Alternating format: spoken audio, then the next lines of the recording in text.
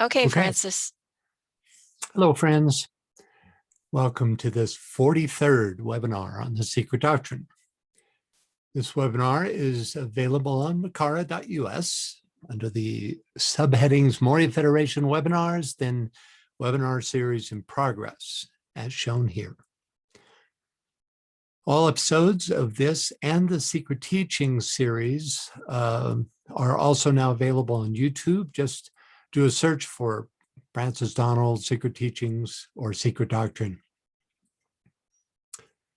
Just for this month, we're going to do something a little different for this section of the webinar. Instead of checking in on HPB and Colonel Olcott's travels, as usual, we'll be taking a look at a passage from The Inner Life by well-known theosophist and clairvoyant Charles Leadbeater, who describes an astonishing event that he purportedly witnessed from Atlantean times.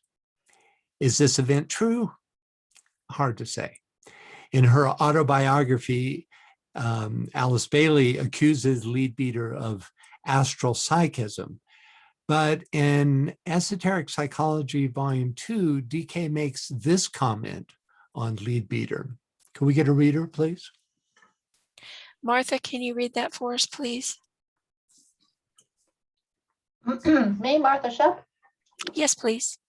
Okay, hold on, let me make it bigger. There's always another Martha. Okay. Many advanced occultists have mistaken the raising of the sacral fire or of the solar plexus force to a position above the diaphragm for the lifting of the kundalini, and have therefore regarded themselves or others as initiates. Their sincerity has been very real, and their mistake an easy one to make. C.W. Leadbeater frequently made this mistake, yet of his sincerity and of his point of attainment, there is no question. Thanks, Martha. Mm-hmm. So, given DK's endorsement of his sincerity and of his point of attainment, let's take a look. It was that allowed me to bring this forward because it's pretty fantastic. Okay, without further ado, let's we could get a reader for this page, please. I'll start it. Long ago in old Atlantis, in the great city of the Golden Gate, there reigned a mighty king. One day there came to him a soldier whom he had sent out to head in an expedition against a troublesome tribe on the borders of that vast empire.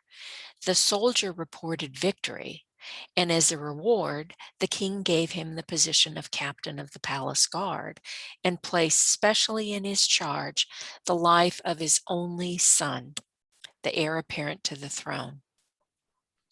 Not long afterward, the newly appointed captain had an opportunity of proving his faithfulness to his trust, for when he was alone with the young prince in the palace gardens, a band of conspirators rushed upon them and tried to assassinate his charge. The captain fought bravely against heavy odds, and though mortally wounded, succeeded in protecting the prince from serious harm until help arrived, and he and the unconscious prince were borne together into the presence of the king. The monarch heard the story and, turning to his dying captain, said, "What can I do for you who have given your life for me?" The captain replied, "Grant me to serve you and your son forever in future lives, since now there is the bond of blood between us." And with a last effort, he dipped his finger in the blood which flowed so fast from his wounds and touched with it the feet of his sovereign and the forehead of the still unconscious prince. The king held out his hand in benediction and replied, "By the blood that has been shed for me and mine, I promise that both you and he shall serve me to the end." Thank you, BL. And we need a reader for the next page. Joe, can you read that for us, please? So was the first link forged between three leaders of men of whom we have all heard. For that great king is now the master M. The prince, his son, has been known to us as Helena Petrovna Blavatsky, and the captain of the guard as Henry Steele Olcott. Through all the ages since, through many strange vicissitudes, the link has been kept unbroken and the service has been rendered, as we know that it will be through ages yet to come. Since then, as Gashtasp, king of Persia, he protected and assisted in the foundation of the present form of Zoroastrianism, and later as the well-renowned King Ashoka, he issued those wonderful edicts which remain until this day graven upon rocks and pillars in India to show how real were his zeal and his devotion. And when, at the end of that long and strenuous life, he looked back upon it with sorrow to see how far short of his intentions even his wonderful achievements had fallen, his master showed him, for his encouragement, two visions, one of the past and one of the future. The vision of the past was the scene in Atlantis when the link between them was forged. The vision of the future showed his master as the Manu of the sixth root race, and our present president founder as a lieutenant serving under him in the exalted work of that high office. As Ashoka died content in the certainty that the closest of all earthly ties, that between the master and his pupil would never be severed. Thank you, Jill. New reader? Karen, can you read that for us, please? Having thus taken a prominent part in the spreading of two of the great religions of the world, Zoroastrianism and Buddhism, it was appropriate that he should be so closely associated with the work of this great movement, which synthesizes all religions, the Theosophical Society. Never himself the spiritual teacher, he has always been the practical organizer who made the teacher's work possible. In his recent life, as in all those others, his ruling principle was always that of passionate loyalty to the master and to the work which he had to do. When first I met him, more than a quarter of a century ago, that was the dominant feature in his character through all the years that I have known him, that above all other motives ruled his actions. It inspires the last letter which I received from him, written only a few weeks before his death. It has been still his most salient characteristic in the astral world in which he has since been living from the inner life. Thank you, Karen. Okay, so, we're talking about Colonel Olcott, whose diaries we've been following all this time. Okay, so whether true or not, I thought it worthwhile to at least be aware of this admittedly glamorous, but nonetheless tantalizing account. Next month, we'll get back to old diary leaves. Okay. We have just begun our review of stanza 5, verse 3. The he in this verse is, of course, Fohat. He is their guiding spirit and leader.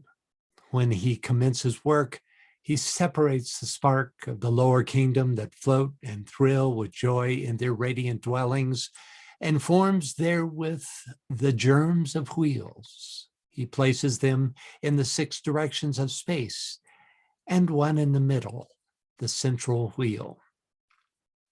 We finished last month with a study of the whirlwind and the wheel, which HPB tells us are centers of force around which primordial cosmic matter expands and, passing through all the 6 stages of consolidation, becomes spheroidal. So a quick review.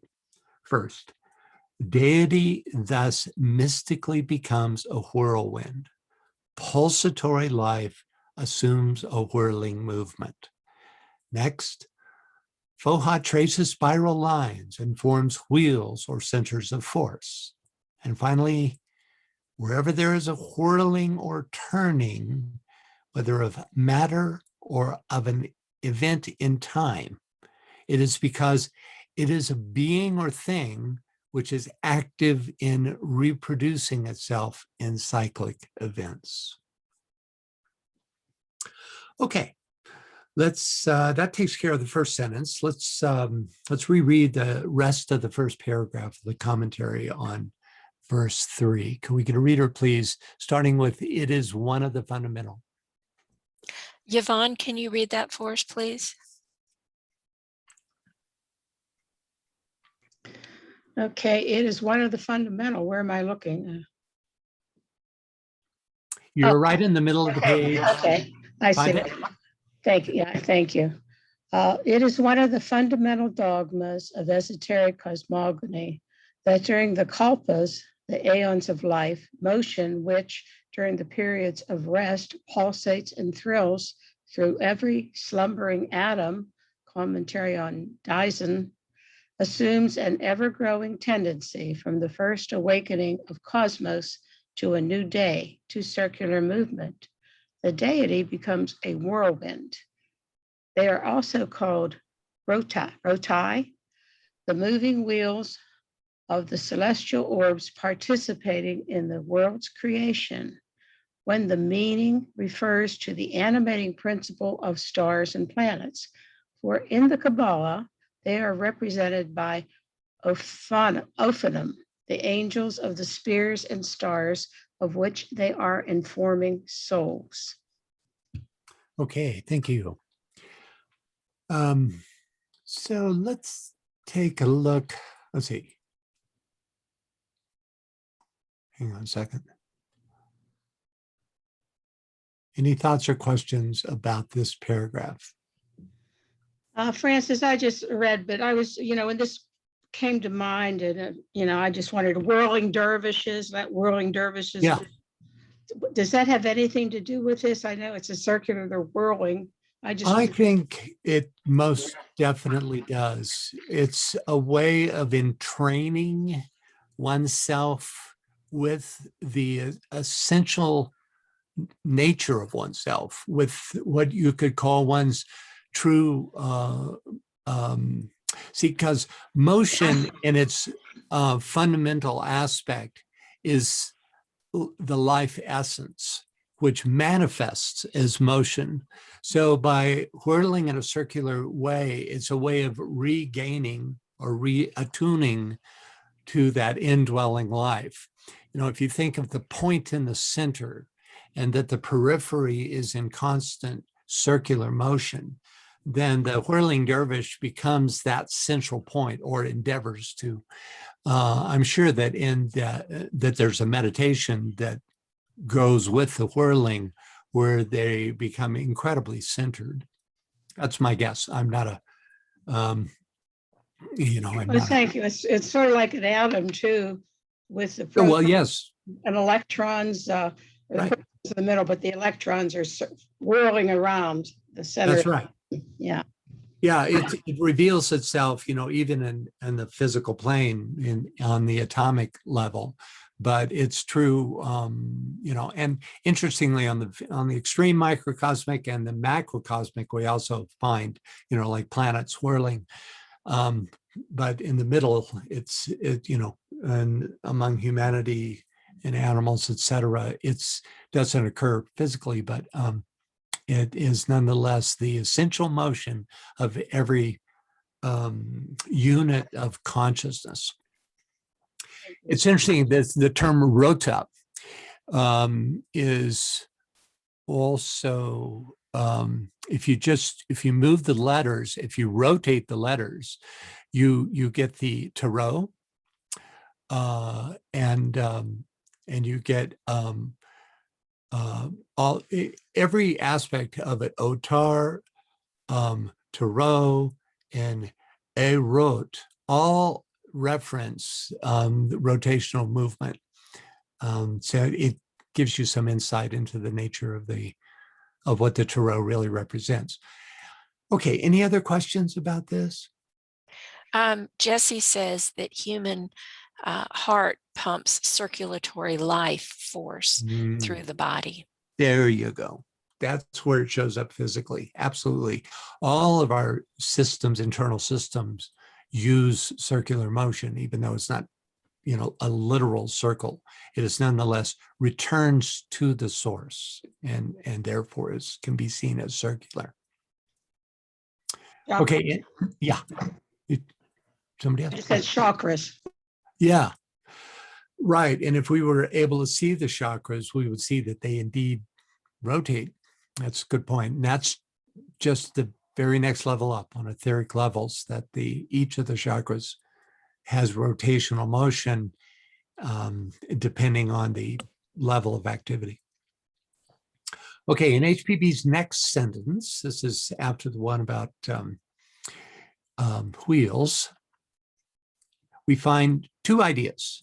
First, during the periods of rest or pralaya, motion, quote, pulsates and thrills through every slumbering atom, reminding us that motion demonstrates as movement, but its essence is the animating life aspect, right? So you have these two qualities of motion. The second idea reiterates motion's, quote, ever-growing tendency to circular movement. Next, they are also called rota, the moving wheels of the celestial orbs participating in the world's creation, when the meaning refers to the animating principle of the stars and planets. The animating principle being fohad, as opposed to the material substance that accretes to the wheel. After forming globes, these become the solar and planetary logi, called by the Kabbalah Ophanim, the spirits within. Here's an illustration of what looks to me like a primordial wheel, though who knows whether it was intended to be or not, surrounded by 4 seraphim. You can see them in the corners there. This is from the Hagia Sophia in Istanbul, which I was fortunate enough to be able to visit. Okay, let's take a look at the footnote, which references, quote, motion pulsates and thrills through every slumbering atom. Could we get a reader, please? Just the bottom there. Okay, Carrie, can you read that for us, please?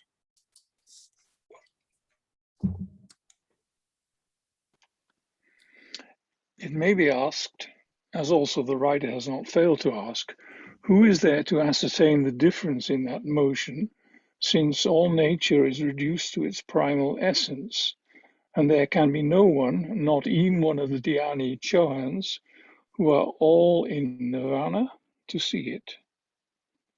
The answer to this is, everything in nature has to be judged by analogy.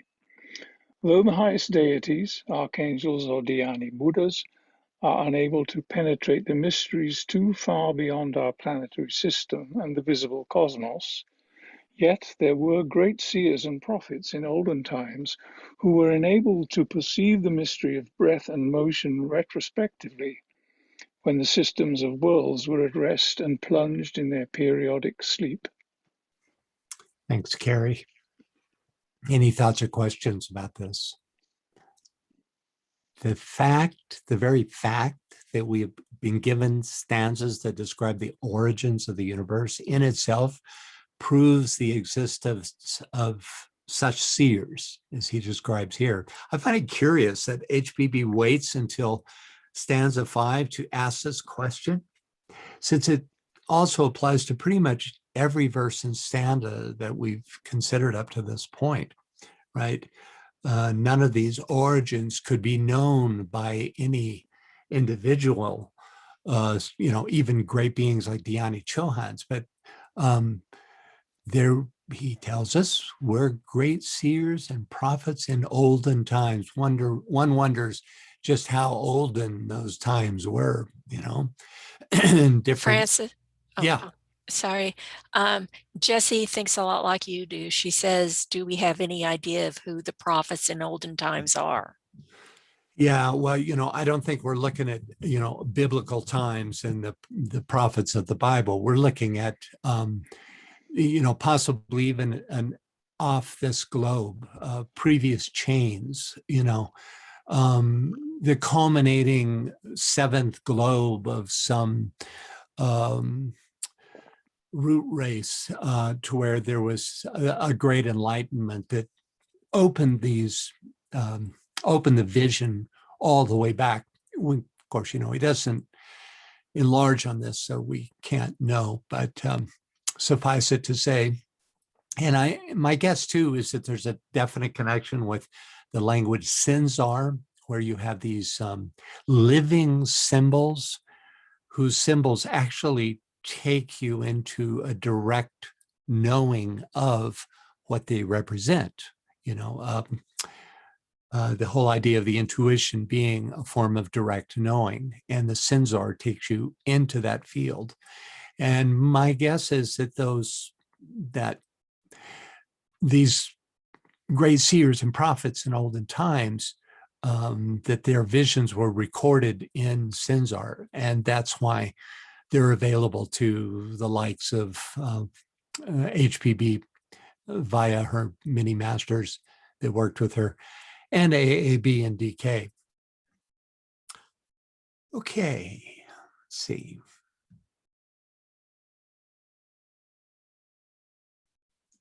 Next up, can we get a reader, please, for half this paragraph?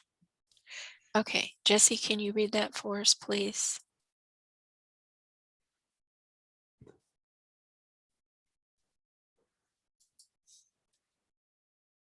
How about now? Looks to me like you're unmuted. Oh, okay. Nope, she says she doesn't have a mic. Okay, let's go then to Lisa. Lisa, can you read that for us, please?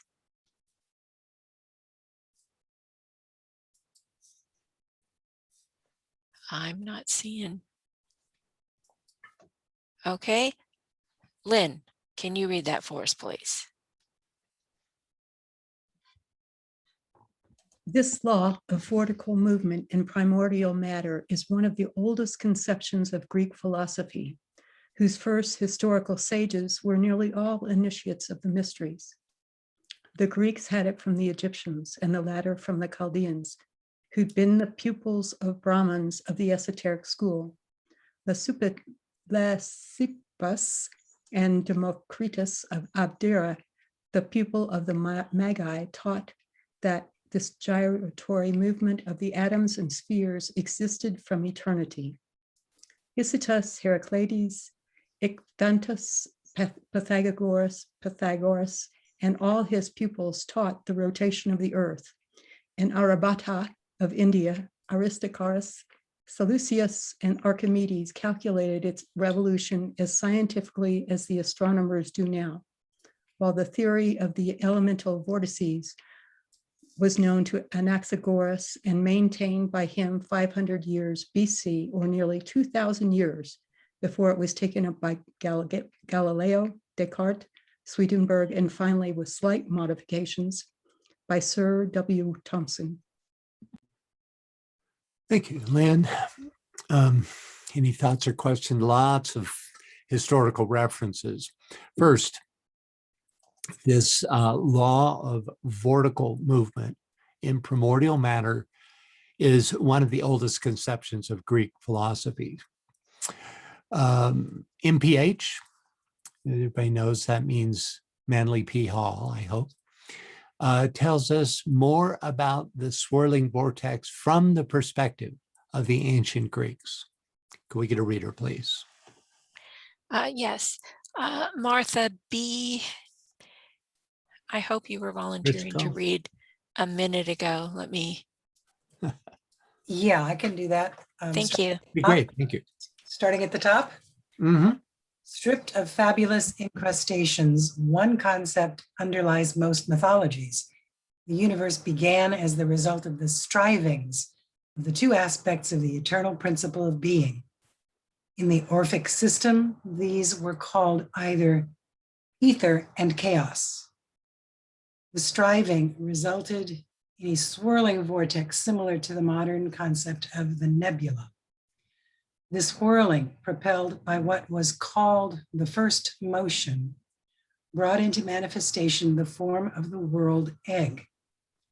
This is the same egg that the god Ta turned upon his potter's wheel.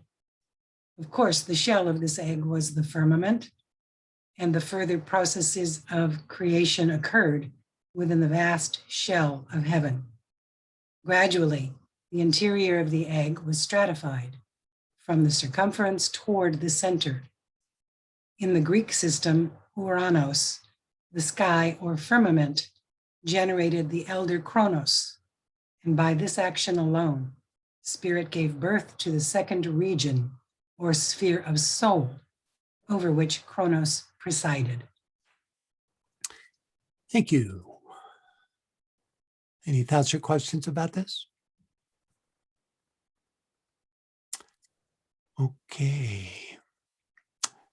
Next, okay, this law of vortical movement in primordial matter is one of the oldest conceptions of Greek philosophy, whose first historical sages were nearly all initiates of the mysteries. Oliver tells us in the Pythagorean triangle that, quote, Orpheus, Pythagoras, and Plato, traveling in Egypt, were there initiated in that arcane theology of the Egyptians called Hermaical. So that's the link. You know, Orpheus was the great link that brought the Egyptian wisdom school into the Greek mysteries. Next, the Greeks had it from the Egyptians and the latter from the Chaldeans, who had been the pupils of Brahmans of the esoteric school. HPB and other esoteric scholars usually place the Egyptians and Chaldeans as coeval, with both gaining their knowledge from the earlier Aryan Brahmans who seeded the Aryan race, the fifth root race, with the ancient wisdom teachings carried over from Atlantis.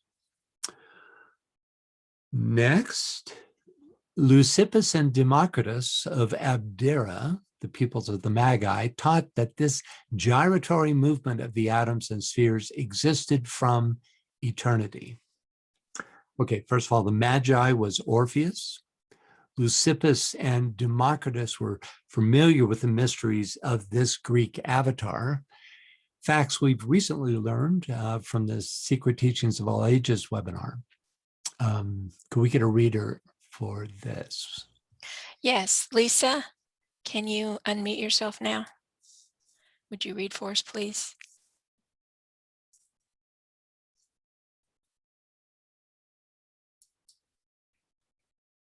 Okay.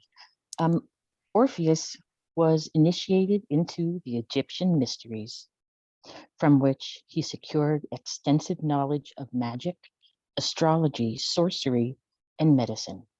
The mysteries of the Kabiri at Samothrace. Were also conferred upon him, and these undoubtedly contributed to his knowledge of medicine and music. Thank you. Actually, Sure. I say Samothrace with, such Okay. assertion, but actually in Greek, it may be something totally different. Do we have Aunt Veronica with us?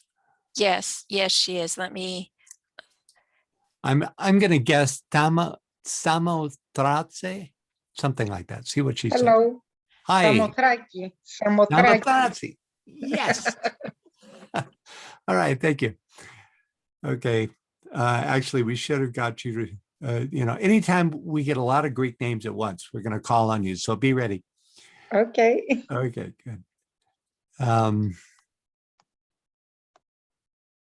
Okay, so HPB expands on the theory of vortical motion in one of her last essays, actually. Can we get a reader for this, please? Sure, Aunt Veronica. I see some Greek names in there. Okay. Was not Descartes in debt for his original theories to the old masters, to Lefkippos and I can't say it in Greek, Lefkippos, Demokritos, Lefkritos, Anaxagoras, and this I don't recognize, Epicurus. Epicurus. There you go. There you go. These taught that the celestial bodies were formed of a multitude of atoms whose vortical motion existed from eternity, which met and rotating together, the heaviest were drawn to the center, the lightest to the circumference. Each of these concretions was carried away in a fluidic matter, which receiving from this rotation an impulse, the stronger communicated it to the weaker concretions. This seemed a I can't say this. Tolerably Close description of the Cartesian theory of elemental vortices taken from Anaxagoras and some others, and it does look most suspiciously like the vortical atoms of Sir W. Thomson. Thank you. Thank you. Okay. So and Veronica, would you just read, you see the line in bold here, because I want to get this pronunciation of these, if you're comfortable with these names, just the first four one, I can't recognize it. Hasitas, maybe? Hasitas? I'm not sure.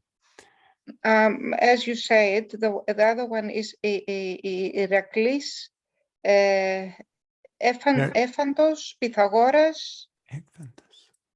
Yeah, Pythagoras. So you pronounce the Pythagoras, right? Not Pythagoras like we do. No, Pythagoras. Pythagoras. Actually, whatever is H, whatever you have H in English, it's we have some marks that that shows us how to pronounce the words. When the mark is how do I call it? When the word is very heavy said, like alas, when we say alas, it's E. The first word is E. When you write it in English, you write it Hellas. You put the H in front, and it comes from this this mark we put on top, which is the C. I can't say it in English. You don't have. We have four different marks in the Greek language. It's ψηλή, είναι ψηλή περισποσμένη, δασία. I can't remember the other one because we have stopped putting these marks, and all these come down in the English words as an H in front of them. So we've reduced some subtleties. Yeah. So no, you try to keep the pronunciation because that mark makes it more heavier. Hellas. Right. So that's why you put the H in front. Okay. So I'm going to say, no, I appreciate what you've given. Thank you. So I'm going to say Hisitas. It's hard to know whether it's Hisitas or Hisitas, Heraclides or Heraclides, maybe Heraclides, Ekphantus, Pythagoras. Now back to English. And all his peoples taught the rotation of the earth. Okay, we won't take the time to consider each of these Greek thinkers, but let's take a look at this statement on Pythagoras. That's going to take some time. Pythagoras in this quote. HPB uses the word adita. Adita were, as shown here, the holy of holies in these temples. Spaces reserved for oracles, priestesses, and priests. So can we get a reader, please? Okay. Before I do that, I just want to say Anne Veronica did ask a question. She asked, does Kronos preside the higher mental plane? Oh, let me think.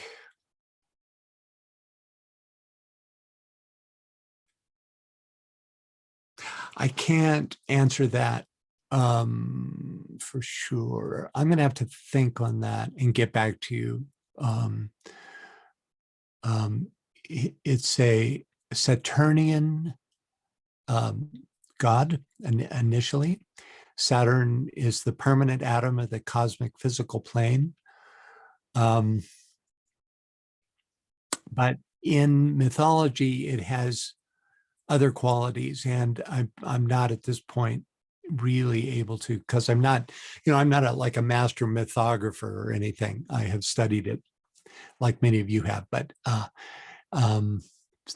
is anybody else any attendees here have some insight on that? If you do, raise your hand and we'll call on you. Meanwhile, let's go ahead and read this. Back at the ranch. Okay, Scott, can you read that for us, please? It was on such spheres that Pythagoras studied astronomy in the Aditya Arcana of the temples to which he had access. And it was there on his initiation that the eternal rotation of those spheres, the mysterious wheels as they are called by Clement and Dennis, and which Plutarch calls world wheels, demonstrated to him the verity of what had been divulged to him, namely the heliocentric system, the great secret of the Aditya. All the discoveries of modern astronomy, like all the secrets that can be revealed to it in future ages, were contained in these secret observatories, and initiation halls of the temples of old India and Egypt. It is in them that the Chaldean made his calculations, revealing to the world of the profane no more than it was fit to receive. Thank you, Scott. Any insights on Kronos, by the way, in terms of cosmic mental? It doesn't seem like a fit to me. No. I'm struggling with it, so I don't know. Yeah, well, he was, there's probably no one more fit for the title old school than Kronos, right? For sure. Yeah, he was belonged to the original giants, which are really just an aphorism for early root races, very Saturnian in its connection. It was supplanted by Zeus in later Greek mythology. But in terms of that monastic connection, I don't have any knowledge of that.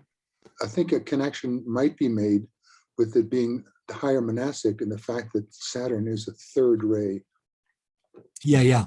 And there is that. Third above the fifth. So that is a higher mental position. Yes.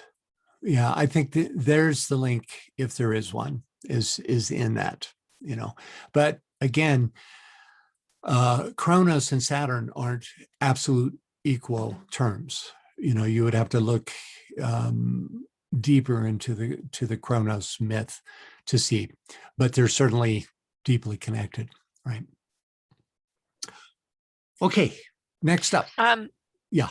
Anne Veronica first off says Aditya Aditya is equals a place where no one can enter. Yeah, well, there you have the forbidden, like a forbidden. Right. I imagine that A in the front means no or not to be. Yeah. Yes. And then she also adds that Kronos does equal Saturn. My understanding of mythology is one is the Greek term and the other is the Roman term. But yes, okay. No, when I think you're right. I think there's differences, in some of the mythology. Yeah, but that's not what I meant. What I meant was that Kronos/Saturn and myth do not directly translate to what we know about the planet Saturn, right? So, there's one is, it's like imagine two circles that overlap a lot, but have their own reality outside the other circle in both cases of the planet and the myth. It's really, the names don't always tell the whole story. in terms of this. I discovered that in spades with in my research on Venus, and the mythology of Venus and the amatory goddess Venus, compared to the planet. It's it's just a whole other thing going on, and yet they're very definitely connected, right? And that's part of the fascination, is their connection, but it's not like identical. Okay, but moving on. Let me find this. Aryabhata of India, Aristarchus, Seleucus, and Archimedes calculated its revolution as scientifically as astronomers do now. Okay, during the time that the Eleusinian mysteries dominated Greek spiritual thought, which was like 1800 years, the heliocentric doctrine was a secret of initiation to those mysteries. When Aristarchus revealed this secret, because he'd been through the mysteries, he was charged by Cleanthes for profaning the mysteries, which was an act punishable by death, a fate he managed to avoid. We don't know how narrowly, but he might have just left town. Who knows? Okay, next.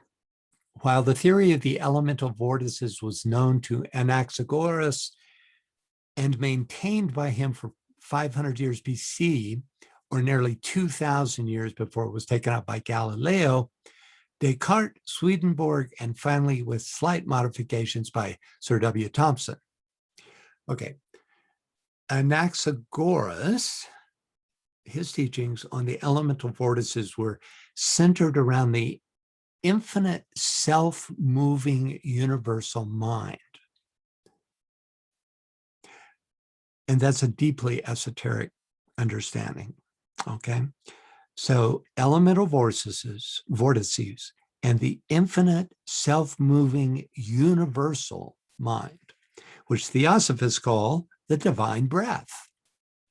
For deeper insight into Anaxagoras's ideas, let's take a look at a quote from Comparative Geology, which is cited in the footnote here. Can we get a reader for this? Okay, Martha G. We have a whole house full of Marthas today. What could be better? Can you read that for us, please, Martha G?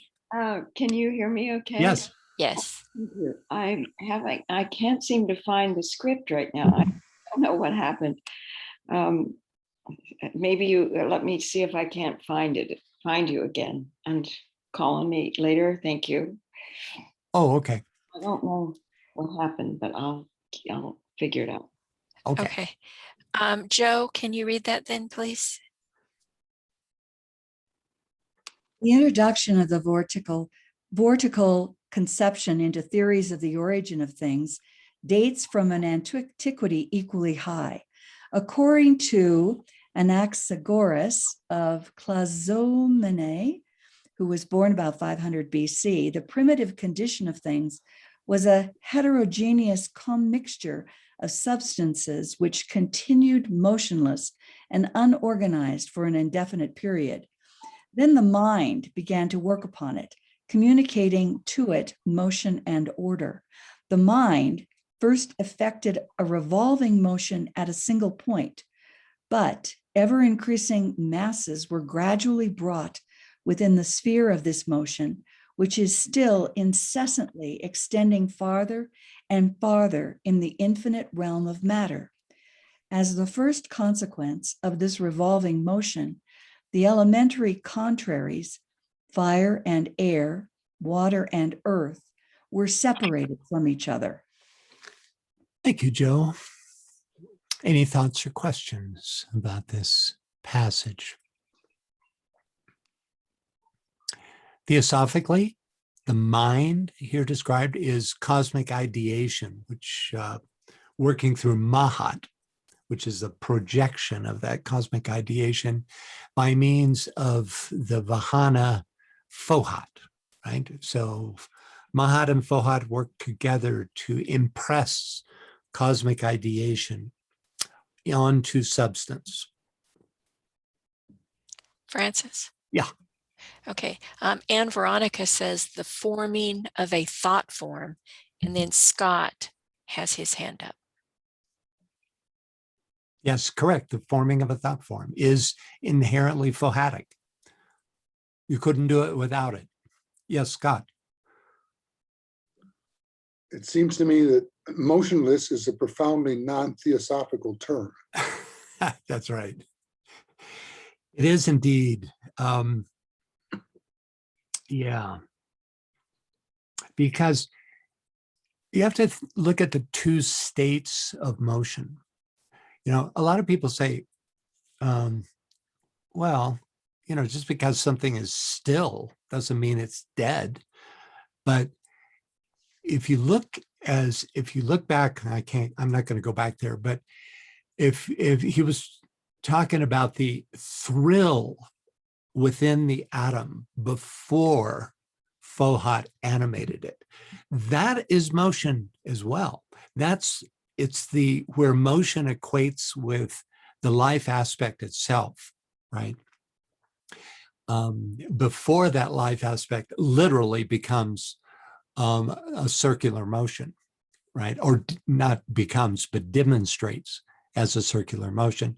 So this other quality of motion, which is, you know, is the life thrilling within the unit of consciousness, whatever it may be, you know, you could call pre-vortical, but still very much part of motion at that point would be called the great breath, right?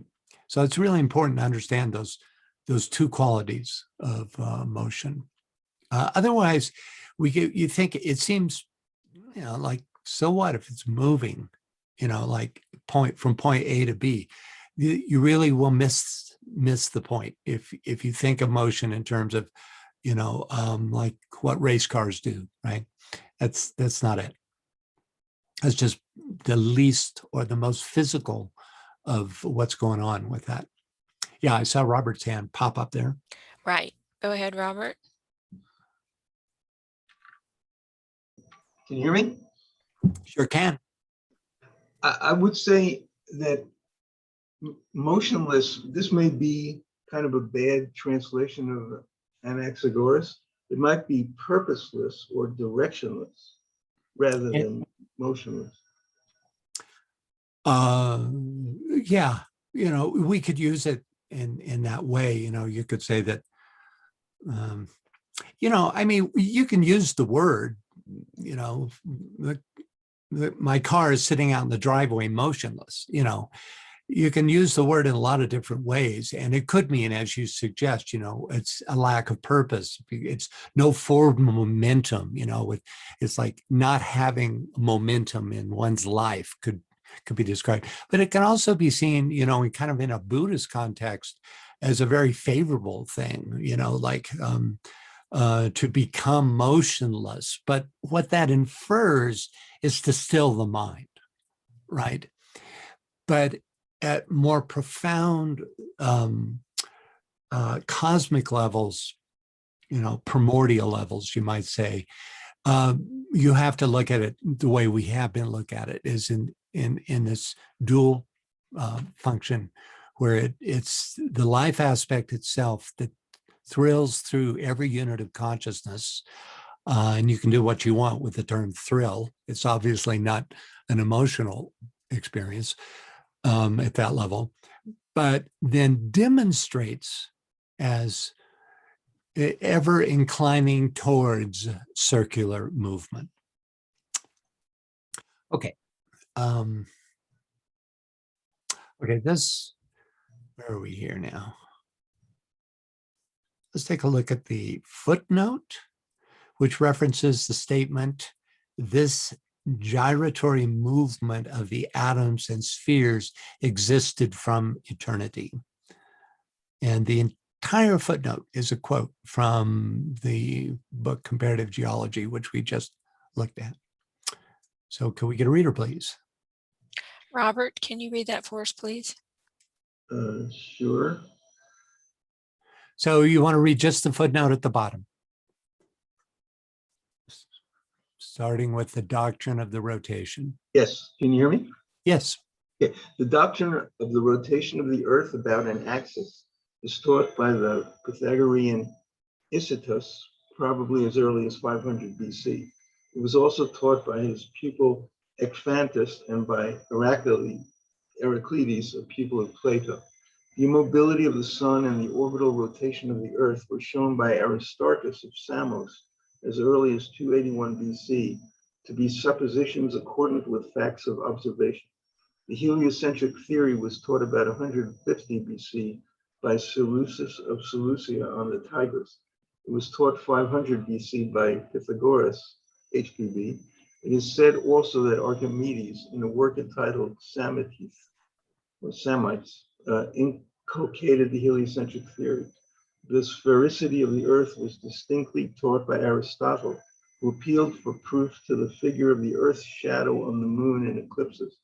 Aristotle, De Cello, etc. The same idea was defended by Pliny. These views seem to have been lost from knowledge for more than 1,000 years. Again, comparative geology by Winchell. Thank you. Nicely read. Okay, this quote, which forms the entire footnote, was taken from a chapter on Greek philosophers in a section of comparative geology called Evolution of Cosmogonic Doctrine, Pre-Kantian Speculations. This is quite a book, by the way. Any thoughts or questions on the footnote or anything in this segment? Yes, I hope you guys can't hear the noise in my background. We've got an air show going on over the house. Okay, Jesse says, seems to me Anaxagoras is speaking about a gaseous type of state prior to any type of concretion. And then concretion is at the start of motion. Well, first of all, this is way, way before gaseous, right? If you use the term gaseous in this, within the three worlds of human endeavor, where the most tenuous state is gaseous, then it would be, it could be a metaphor for that. But in fact, all of the substantive realm at that time was at a far greater level of tenuity than anything that we would call physical now, right? If it hadn't reached any kind of actual physicality. And then as concretion, she talks about the 6 stages of concretion. She doesn't say concretion. What did she say? It was in a previous one. I think it was consolidation or something like that. The very last stages, maybe 5 and 6, would be literally coming into physical existence, right?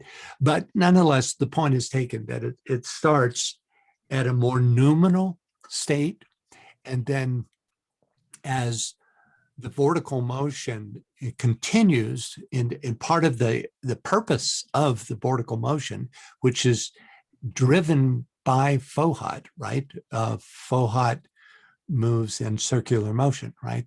And it's almost like a churning of milk. In fact, the Hindus have a myth that we used in, I think it was in the Secret Teachings webinars, to describe this phenomena, right? Where the churning of the milk, of this ocean of milk, which is all noumenal condition. You don't want to think literal milk, and then from it all these things would pop up, these these new concretions, these ideas, these beings and propitious gods and goddesses would emerge from the milk. Well, it's just a metaphor, right, for the how manifestation, basically how spirit and matter come together to form units of consciousness, right?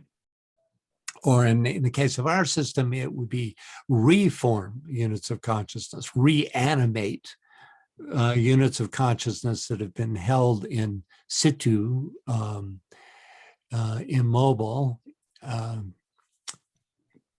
through the pralaic period. Okay, let's see. Any other thoughts about this?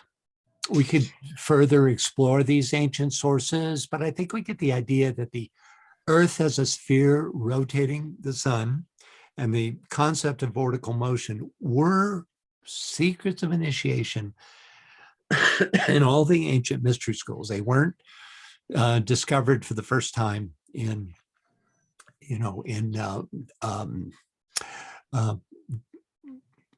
and Renaissance, in the time of the Renaissance and just before. Okay, if there's Robert, yeah. Robert has his hand up, and let me see, there's a couple of comments. Jesse said, thank you for the clarification. Antoinette says our electricity, oh, wait a minute, that's to me. She's losing her electricity. Okay, Robert, go ahead.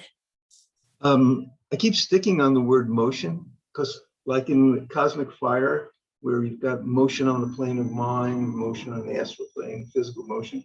So I think that sometimes it seems like we have a tendency to make these things that have double, triple, quadruple meanings, the physical materialization, just like fire, cosmic fire, it means spirit, so, but the thing that's really kind of blowing my mind is from a couple of pages earlier, where one was talking about the secret, the aditya, and how it was kept from the profane.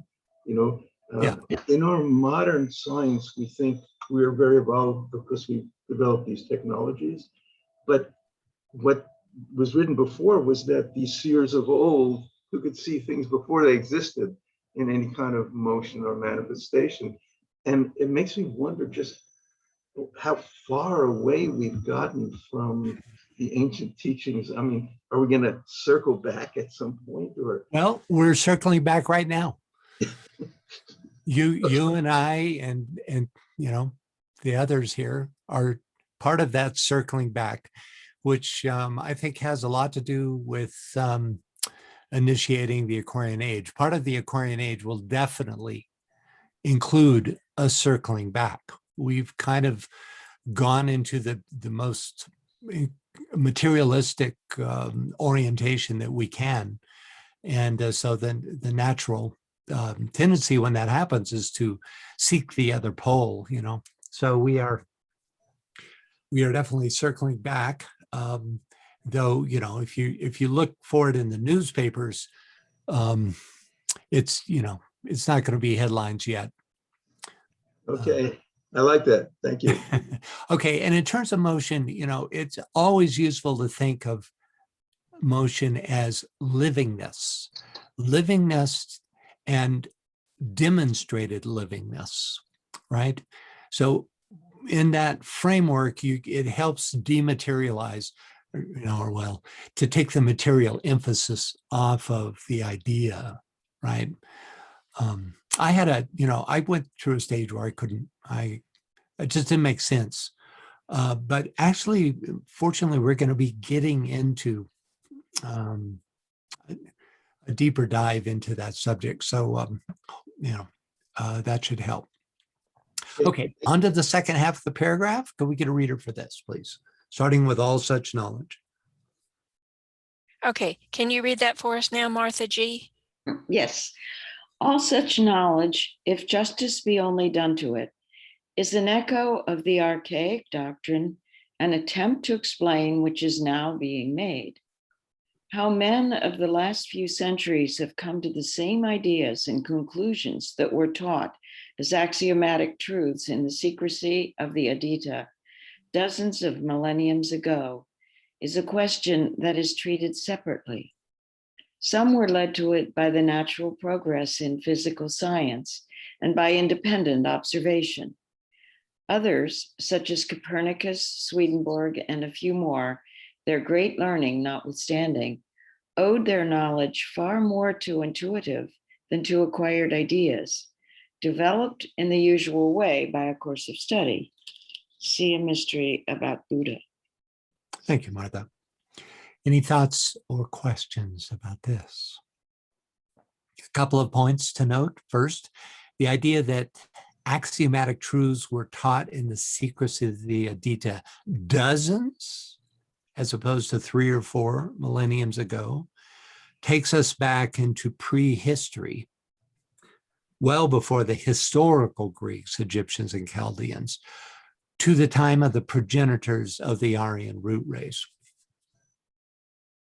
which is really when these axiomatic truths were reintroduced, right, to the 5th root race. Next, HPB traces 2 lines by which the archaic doctrine has been partially rediscovered. First, through the quote, natural progress in physical science. As we all know, physical scientists are in large part disbelieving and thus ignorant of the unseen realms, but their efforts to uncover the measurable sources and observable structures of physical phenomenon have nonetheless revealed aspects of the archaic doctrine. Secondly, HPB makes the point that certain great men have been able to penetrate the archaic veil through direct intuitive perception. I wonder if she would have included Einstein in this group had he been known to her, because he seems to have bridged the gap between these 2 points. Let's read the footnote, which expands on this idea of these 2 ways of approach. Can we get a reader, please? Yes, I'll read it in just a second. Jesse says, or I guess wants clarification about a mystery about Buddha. Is that a book or what? Yeah, it's a book. You know, I didn't. I dropped the ball here. I didn't look this up, so I can't really say. But usually, yeah, when she puts something in quotes like this, that's what she means. But I didn't follow up on that. So usually I do, but I didn't this time. Okay, that Swedenborg, who could not possibly have known anything of the esoteric ideas of Buddhism, came independently near the occult teaching in his general conceptions, is shown by his essay on the vortical theory. In Clissold's translation of it, quoted by Professor Winchell, we find the following resume. The first cause is the infinite or unlimited. This gives existence to the first finite or limited. The logos is his manifestation and the universe. That which produces a limit is analogous to motion. See first stanza supra. The limit produced is a point, the essence of which is motion. But being without parts, this essence is not actual motion, but only a conatus. Conatus to it. Conatus means the inherent tendency. Okay. Go ahead. In our doctrine, it is not a conatus, but a change from eternal vibration in the unmanifested to vortical motion in the phenomenal or manifested world. From this first proceed extension, space, figure, and succession or time. As in geometry, a point generates a line a surface, and a surface a solid. So here the conatus of a point tends toward lines, surfaces, and solids. In other words, the universe is contained in ovo in the first natural point. The motion toward which the conatus tends is circular, since the circular is the most perfect of all figures. The most perfect figure of a motion must be perpetually circular, That is to say, it must proceed from the center to the periphery and from the periphery to the center. This is occultism, pure and simple. Okay, and I'll add that this was quoted from Principia Rerum Naturalia, which is a book from the late 15th century. First, I have to put in a plug for Winchell's modestly named Comparative Geology. I mean, what do you expect if you pick up a book called Comparative Geology, right? Which, with its section on the evolution of cosmogonic doctrine, is much more esoteric than any geology book I've ever come across. Here's the section on Swedenborg, from which APB's footnote was taken. Also on this page is a reference to Swedenborg's original work, which he tells us was, quote, produced in elegant style with copious engravings. And that statement sent me to an internet search, and I was able to find the first 2 pages of those engravings from Swedenborg's Principia Rerum Naturalia, the first of which seems particularly relevant to HPB's footnote. Quote, the motion towards which the conatus tends is circular, since the circle is the most perfect of all figures. The most perfect figure of a motion must be the perpetually circular. That is to say, it must proceed from the center to the periphery and from the periphery to the center. Then after HPB's quote, the text continues.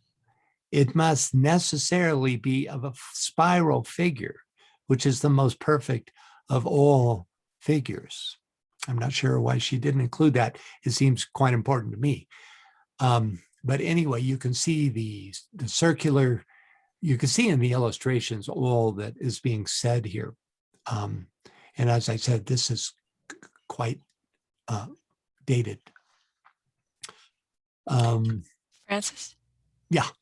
Okay, I just wanted to follow up. Both Jesse and Martha G gave us the link for a mystery about Buddha. Excellent. Jesse says that it's from the HPB Collected Writings, Volume 14. Excellent. And but it's the same link, and I put it in the chat for everybody.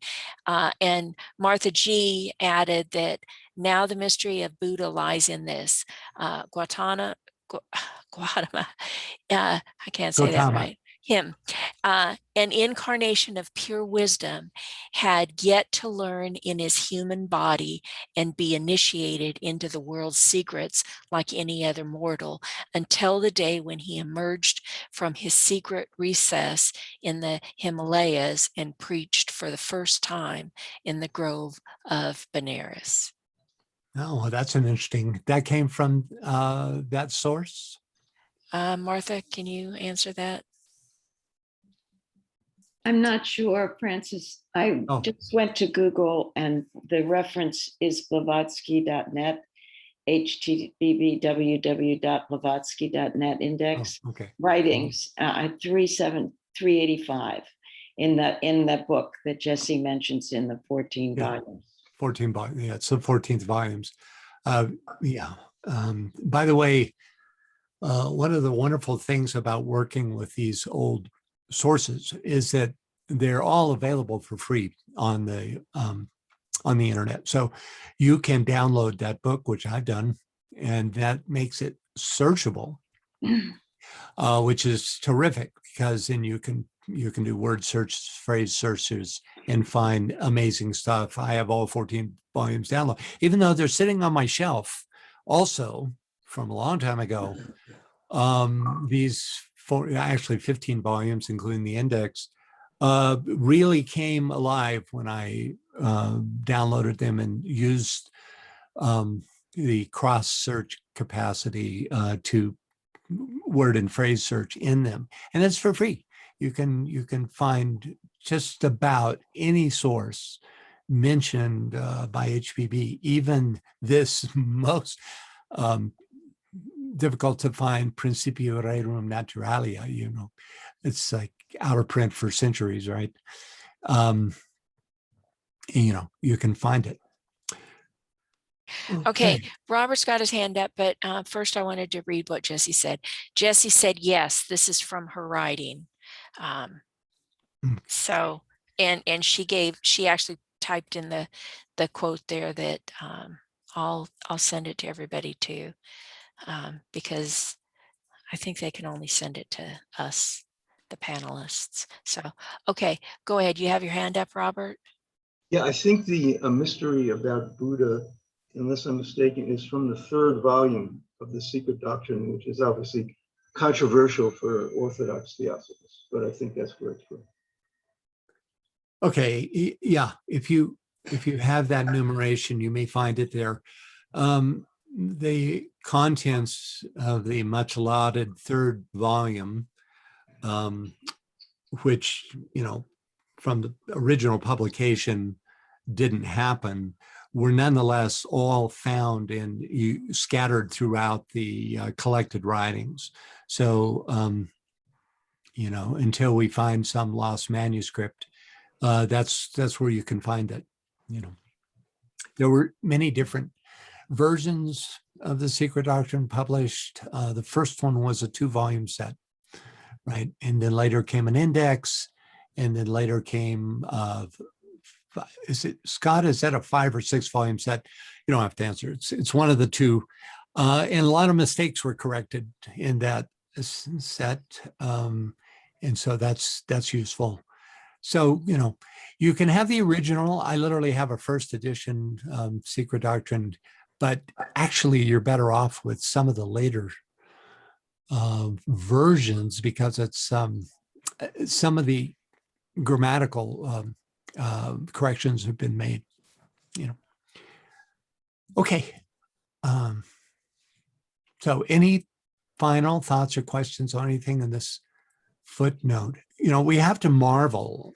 Swedenborg was, not connected directly with these ancient wisdom mystery schools in any way, but he obviously, his intuition was alive and well, because this reads exactly like the teachings on, for instance, the essence of motion, right? And she makes some very minor correction here, saying that, in our doctrine, it's not the conatus, or that is to say the innate quality, but the shift from the eternal vibration in the unmanifested to vertical motion. This is a very interesting comment, by the way, because, we might ask, oops, what is this, what is this eternal vibration? And I would say again that that's the thrill. That's that life aspect thrilling in each unit of consciousness. But anyway, let's move on. We have a shorty here. Okay, just a quick comment. Martha says Swedenborg continues to be a major influence in the Church of Swedenborg in Sweden today. The cross-cultural references in this session is very, very rich. I believe he was also an influence in the German schools that produced, Schleiermacher and others. Sorry if I butchered that. I should have said Schleiermacher. I forgot to put the L in BL. I'm sorry. Oh. Schleiermacher. Yeah, right. Okay. Anyway, you can see why his influence is still there, because he's so close to the source, and and that's clearly seen. And again, guys, this right here. This book, which you can download, has all of this and other great material in it like this. If this is of particular interest to you, I very strongly recommend it. You could find it just by doing a Google search. Okay, so moving ahead. So let's get a reader for this short paragraph. Okay, Martha G., can you read that for us, please? Number 3 or by the 6? Hang on a sec. What's going on here? That's with the next paragraph. Oh yeah, there we go. Hang on just a second. Sure. With the next paragraph, HPB specifically addresses the verse. See up in the verse where it says he places them in the 6 directions. The verse, quote, he places them in the 6 directions of space and one in the middle, the central wheel. So go ahead, please. By the 6 directions, Francis, is that what you want? Yes, in the middle. By the 6 directions of space is here meant the double triangle, the junction and blending together of pure spirit and matter, of the arupa and the rupa, of which the triangles are a symbol.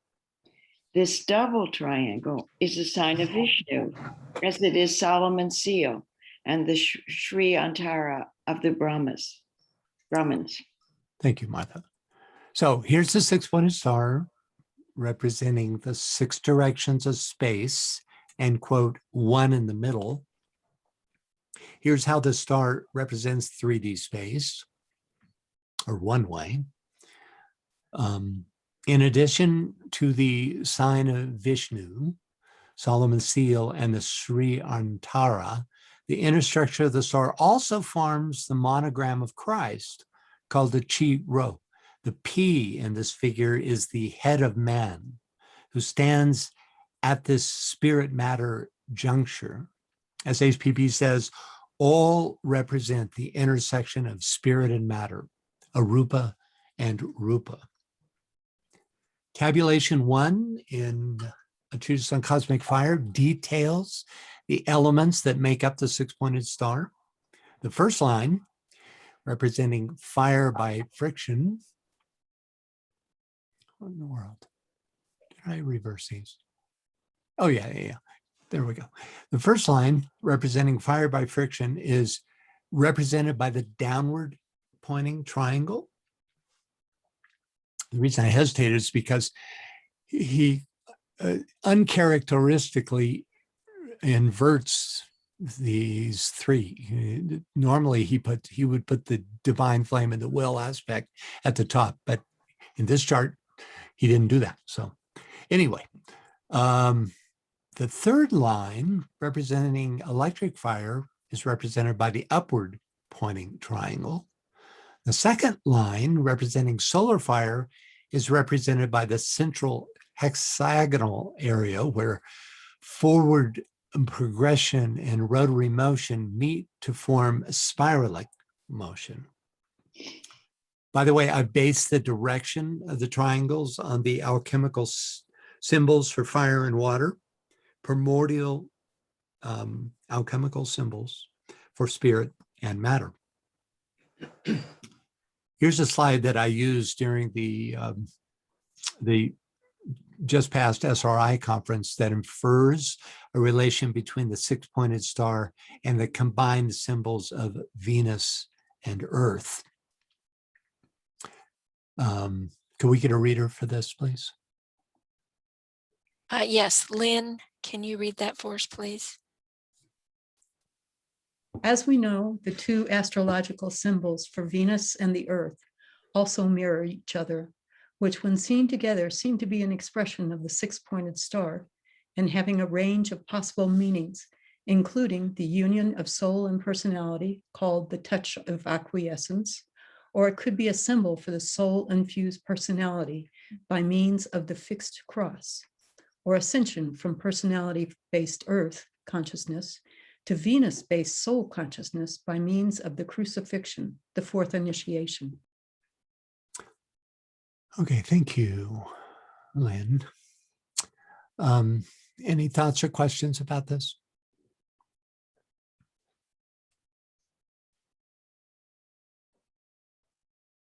By the way, when any of you, I see Christine Moore. Yep. Go ahead, Christine. Just slight controversy. Your symbol for water has been known as the symbol for air, AIR, to me, from Well, I don't know. I mean, I was standing in Theosophy talking to a Rosicrucian, so you tell me. Yeah. Oh, well, there's also, you know, the other two. I'm not an alchemist, and so you know, forgive me if I've too quickly adopted this source without further, you know, exploring it, because sometimes that happens. You know, you get 2 or 3 references and you're convinced that that's it. But I do know that that the other 2 symbols have a line like across from here to here and from here to here. Do we have any alchemists that can make this clear for us? Francis, I just looked it up, and what I'm finding agrees with what you're saying, that water is downward without a line, earth is downward with the line, Yeah, that air is upward with the line, and fire is upward without the line. That's what I thought. Okay, so that's all right. So there you have it. I don't know what to tell you. You know, the only way to be sure would be to you know, do a more thorough research, you know, but that's how I've always understood it. What is your reference, please? I have a number of references. Could you do this in the chat box, please? Just, okay. Yeah, right. Or send the reference that way. Okay. Okay. By the way, when any of you contact me with ideas, I like to include those ideas, you know, within a relevant context during the webinar. I think this happened a couple of times before. Anticipating the material, Scott wrote me last week with these thoughts, which I've taken the liberty to illustrate. So Scott, could you read your own email, please? I've done a little bit of filling out, but pretty much the same. Okay, I wrote this, huh? Okay. A double triangle equals the octahedron of air inscribed in the cube of earth, connecting the midpoints of the 6 faces of God, the 6 directions, the regular hexagon, side, equal, radius, in any circle. Yeah, some good thoughts here. I especially like the idea of the 6 faces of God. This is like the macroprosopis, right? It's interesting because the very idea of a face, or which is a countenance, suggests demonstration of the innate. It's not the innate itself. It's not the absolute because it has a face, right? And so I can see that as being an easy metaphor for the 6 directions of space, because that is indeed how we, quote, see God, or the 6 faces of God. So I like that. I don't know where you got it, but I like it. So any thoughts about this? Do you see the relationship that Scott is bringing forward? You know, you may at first see, well, you know, the octahedron has 8 faces, but when inscribed in its dual, which is the cube, you'll see that it touches the cube in the middle of each of its faces, which is the midpoint, right? And the midpoint is exactly the same as the midpoint here. So analogously, we have, you know, in a sense, in a 3-dimensional versus a 2-dimensional language, we have the 6-pointed stars, energetic, represented here, right? Both have an up and a down pointing, and both have 6 points, you know, quote, of contact, right? Okay. I hear somebody clearing their throat. I have a question here. I just have to be smart enough to. Martha B says, is this the squaring of the circle? No, it's not.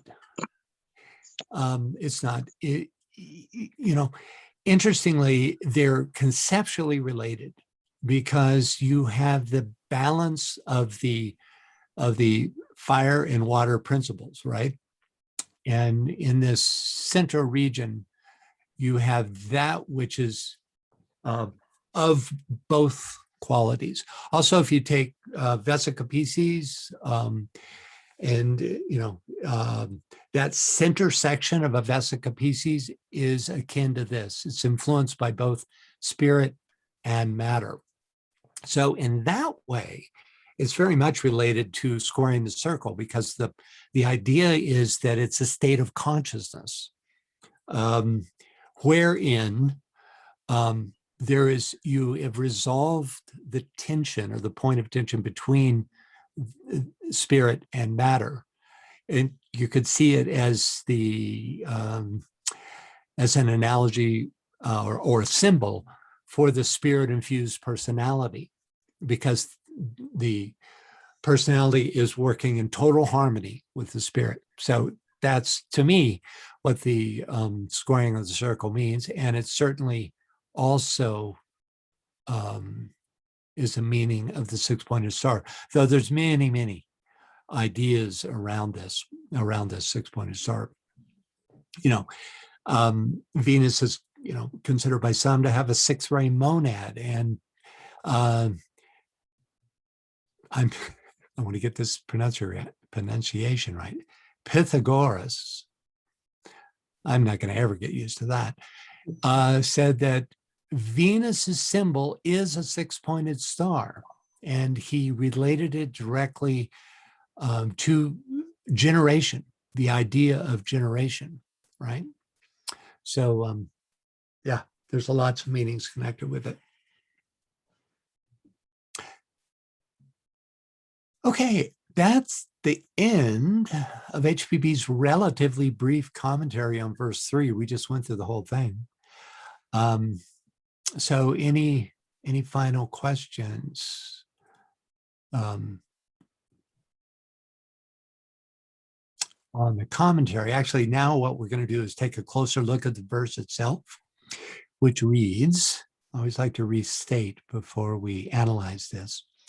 He is their guiding spirit and leader, he being Fohat. When he commences work, he separates the sparks of the lower kingdom, mineral atoms, that float and thrill with joy in their radiant dwellings, gaseous clouds, and forms therewith the germs of wheels. He places them in the six directions of space, and one in the middle, the central wheel. Okay, so first up, he is their guiding spirit and leader. He, again, is of course Fohat. The there is the innumerable sparks, which he has joined in the previous verse, right? He joins the innumerable sparks in the previous verse and becomes their guiding spirit and leader. After this joining, there is a newly formed wheel for every singularity, every unit of consciousness, from the largest galaxy to the smallest atomic particle. The joining comes through what the stanzas call hardening the atoms. That is, by Fohat inhabiting and diversifying what eventually becomes the form aspect. He is there, read hour, there and hour is the same thing, guiding spirit and leader, because Fohat is literally the animating, living vitality within each of us. A guiding spirit that drove us into form and now drives us forward on the evolutionary path. Next, when he commences work, he separates the sparks of the lower kingdom, mineral atoms, that float and thrill with joy in their radiant dwellings, gaseous clouds. In the Secret Doctrine dialogues, A. Kitely asked HPB the following. Actually, let's get a reader starting from the dialogue, starting with A. Kitely here. Okay, and Veronica, can you read that for us, please?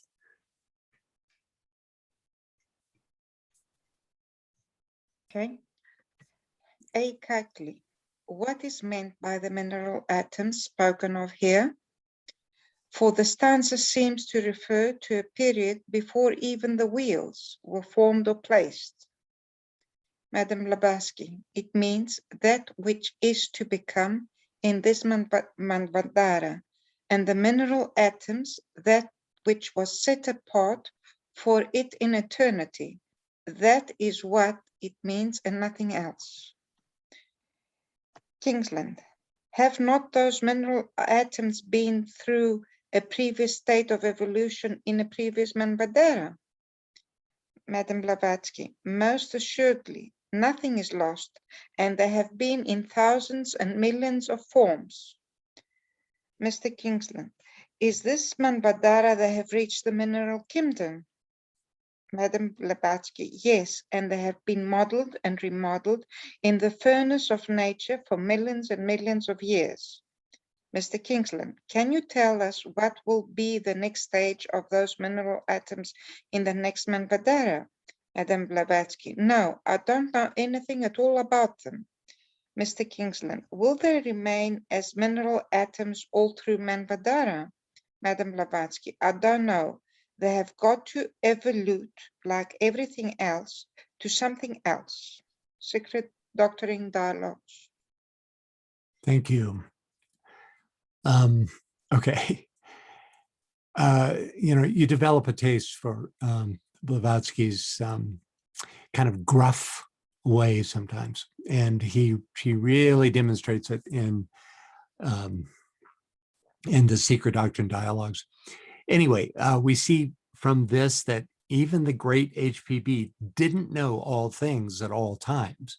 It reminds us that though she was extraordinarily knowledgeable in her own right, her greatest talent was as an amanuensis for the masters that worked through her. It is this talent that gave us the Secret Doctrine, not her own knowledge base.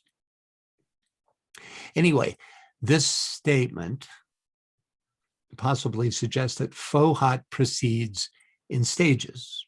The first being, we're talking now about the nature of the evolution of the mineral kingdom.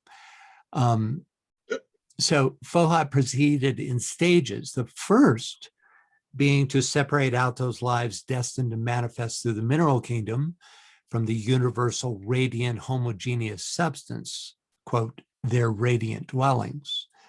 This infers that possibly the next stage would be separation of another kingdom, possibly the plant kingdom, then the animals. But of course, it's just speculation, right? But it does bring up a philosophical issue. Though the substance, the form aspect at this stage was completely homogeneous, the previous spiritual development of each unit of consciousness had to have somehow been apparent to Fohat for it to be able to distinguish the mineral atoms from other sparks. This statement from a treatise on cosmic fire gives us at least a little bit more insight into this question. Could we get a reader, please? Sure, I'll read that. On his own planes, the Logos likewise shows forth. First, rotary motion. His life, as it cycles through a day of Brahma, can be seen spiraling around his greater wheel, the 10 schemes of our solar system. Second, discriminatory capacity. His first act, as we know, was to discriminate or choose the matter he needed for manifestation. That choice was controlled by cosmic karma, vibratory capacity, responsive coloring or quality, numerical factors involved in cosmic mathematics. Thanks, Bill. Any thoughts or questions about this? Though Fohat is not mentioned here, we know that he is the agent by which the Logos carries out its work. By interleaving HPB and DK, we might hypothesize that the criteria that Fohat uses to, quote, discriminate or choose the matter he needed to quote, separate the sparks of the lower kingdom are, quote, now we move down to TCF, cosmic karma, vibratory capacity, responsive coloring or quality, and numerical factors involving cosmic mathematics. That last is the kind of, subheading of another volume the size of TCF that isn't published. So you see what I'm getting at here, that there's that's something intrinsic, a signature in the unit of consciousness reveals these qualities that allows Fohat then to quote, harden the atoms in accordance with its level of evolution and these other factors. Any thoughts or questions? It's fascinating and very esoteric subject. These qualities only exist after a systemic pralaya, when all is suspended but not erased. There's an ongoing question about when you have a completely new universe, like the entire multiverse, is everything start on an equal footing where there is none of these conditions pre-existing, and it starts all over again, or is there some signature even at that point? When you can answer that, you'll be at least a Dhyani Chohan, and we'll go from there. Okay, the second, sorry. Go ahead. Anne Veronica says, does a volume of cosmic mathematics exist? Well, let's see. What's that book?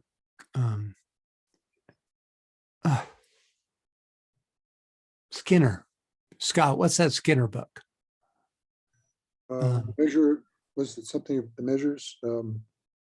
Yeah, I can't think of it either. I'll go look. Thanks. Yeah, there's a book that will take you as deep as you'll want to go, I promise you. That delves into this material to an astonishing degree. But that is not this, okay? Though some may be included in that volume, it's not. These numerical factors are determined by a logos, right? And so they're going to be intuitively apprehended.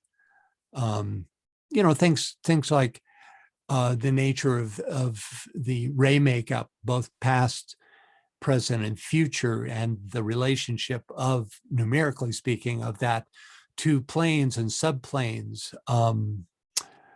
It's and astrology involved, in the bringing forth of a unit of consciousness, right?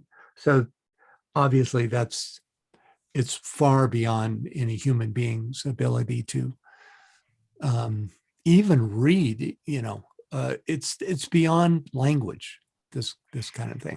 Carrie says Skinner, the source of measures. Thank you. That's it's obvious. I forgot. The complete title, though, is interesting. It's called The Key to the Hebrew Egyptian Mystery in the Source of Measures, originating the British inch and the ancient cubit, but otherwise simply known as the Source of Measures. Okay, and the more complete title sure tells you more about where it goes, which is it's a deep dive into the Hebrew and Egyptian methodology and the literal measurements of their aspects of their pictography, their temples, etc. Yeah, the title is like a whole page long. It goes on in the title to say the source of measures by which was built the Great Pyramid of Egypt and the Temple of Solomon, and through the possession and use of which man, assuming to realize the creative law of the deity, set it forth in a mystery among the Hebrews called Kabbalah. There you have it. Okay, that's more Kabbalic oriented than I realized, which actually, that's interesting. Yeah. Thank you.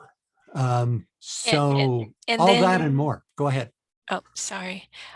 Christine's got her hand up, but hold on. Jesse says that our physical bodies are made in the same way, including all bodies, the spiritual, mental, emotional, etheric. And I believe what she's referring to is what DK tells us in Esoteric Psychology, Volume 2. I think it's under the personality ray, where he describes the process of the appropriation of our vehicles as we come into incarnation. Yeah, There's a whole big section on that. Yeah, Jesse says yes. Okay, Yeah. Christine has her hand up. Okay. Go ahead. Okay, one more step backward. Okay. It's actually Hebrew Anunnaki, the Lord Anu. You can deal with that another way. I didn't understand you. Just say what you said again. The Hebrew. I said I'm going to take another step backward from Hebrew and say Anunnaki. Anunnaki. And the Lord is, yes, Anunnaki, and the Lord is Anu. Okay, I've heard of Anu. I don't know Anunnaki. So you don't know Anunnaki, those who came from the heavens came? I'm just not familiar with the term. No. So there Was you it have it. was it Sumerian? Was it Sumerian or some really earlier? All pre. Yeah, pre everything. Okay, thank you. See, this is where we don't understand our history, because I am still trying to understand why we don't talk about those who from the heavens came. We talk about the reason, I'll tell you why. You know, the spiritual entity. Right. Go ahead. Okay, just that this is a review of this book, a treatise, what book is it? Oh yeah, The Secret Doctrine. And so that determines our course of study. So there's a million, ways to branch off and out of that. And I pursue some of them, but not, all possible, including, for instance, what you're bringing up at this point, because it's not referenced in the Secret Doctrine, and that's specifically the nature of this webinar. So, well, I'm sorry. I appreciate that. It's just in the totality, right, of my thinking, that's being eliminated in the understanding of where we're, trying to go. Right. Needs to include it. I understand. I mean, we have angels, and we talk about who are our progenitors. Right. That's really the question. Yeah. Okay. If it's, I understand. Yeah. And I can understand your frustration around that. And this is definitely a limited series. We are basically studying the Secret Doctrine and doing all we can to make the material that she brings up accessible and understandable. And part of that is helped by the other webinar series, The Secret Teachings of All Ages, which will gradually explore all kinds of other stuff, all facets of the ancient wisdom teachings, right? Right now, we've been involved for like the last year in all the different mystery schools, and we've seen how the two so strongly interrelate. But okay, let's move on. Okay. We got a question here from Robert. He said, could you please expand on the radiant dwellings of the mineral atoms? Okay, yeah. So the pre-genetic or homogeneous substance is also called just simply the Great Mother. There's many terms for it. Was the most numinal level, radiant light, because light is substantive, right? But it wouldn't even be light as we know it. It would be the light within the light, right? And this formed the dwelling of all that was to become hardened atoms through Fohat, right? So they were one with the life aspect, and there was nothing separating the two together until that time of diversification. So what was the exact quote? They thrilled, say it again. We just read it, but I don't have it in front of me. But they thrilled in, I don't know. The radiant dwellings of the mineral atoms is what he was talking about, okay. but I don't know what your quote was. That's it. That's good. Yeah. The radiant dwellings of the mineral atoms would be that pre-genetic matter, right? Before they were diversified and brought into their specific karmically ordained union with spirit and matter to form singular units of consciousness. I didn't say that very well, but I hope you got something out of it. Okay. And then Martha G says, another question that is significant is HPB's scope, which has led to the unfolding of what is now and will be in the future. I'm sorry, I wasn't clear. I was responding to Christian's perception, and I wanted to simply say. Oh, I see. Yeah. Yeah. Okay. Okay, we're going to move on. Okay. Good. Let's see here. Where am I? To be able to. Oh, here I am. Okay, the second stanza of Dzyan in a treatise on cosmic fire. Remember, there's a whole other set of stanzas in the treatise on cosmic fire. There's a set in Secret Doctrine and a set in treatise on cosmic fire. Both are called stanzas of Dzyan. They're there's a lot of points of relationship and points of difference as well. Anyway, so the second stanza addresses this particular stage of creation and having to do with the mineral kingdom. So could we get a reader for just the top two lines? Then I'll bring you back in for the next part. Okay, Carrie, can you read that for us, please? Aum, said the mighty one, and sounded forth the word. The sevenfold waves of matter resolved themselves, and varied forms appeared. Each took its place, each in the sphere ordained. They waited for the sacred flood to enter and to fill. Okay, so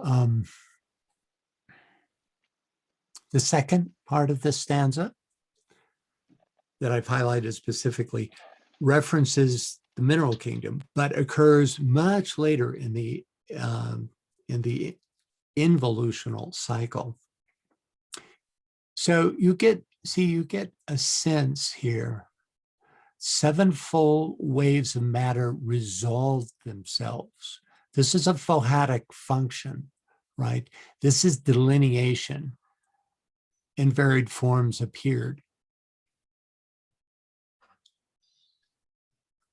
Okay, go ahead, Carrie, finish reading, starting down here with the Aum again. Aum, said the mighty one, let the builders deal with matter. The molten solidified, the solid forms were built. The crust cooled, the rocks congealed. The builders wrought in tumult to produce the forms of Maya. When the rocky strata were completed, the work stood in completion. The builders of the lowest grade announced the work was finished. Okay, so that's the final stage, right? There's many intermediate stages just for the descent of the mineral into form. And here he's finally describing that. It's sort of like bookends within the same stanza. Okay, that's it, guys. We're done. We're gonna have to stop right here because it's, I think, oh, well, we'll just get through number 3, but no, that's another half hour or longer. So we'll just have to pull the plug here. It's such a pleasure. I really enjoy the community that comes around this, the discussions that are formed, and the further insights that come as a result of our discussion. So it's a real privilege for me to host this series, and thanks for attending. Could we get some dates? It's going to be a while. I think 3 weeks till our next webinar. Man, how are we going to handle it?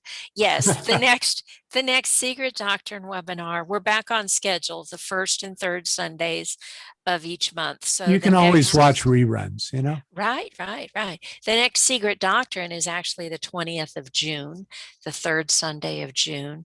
And right before that, 2 weeks before that, will be the next Secret Teaching of All Ages on the 6th of June. So both of those at 7 p.m. GMT. We hope to see you all there. Yes, thank you all, and see you next time. Bye-bye. Bye, everybody. Bye-bye. Thank you, Francis.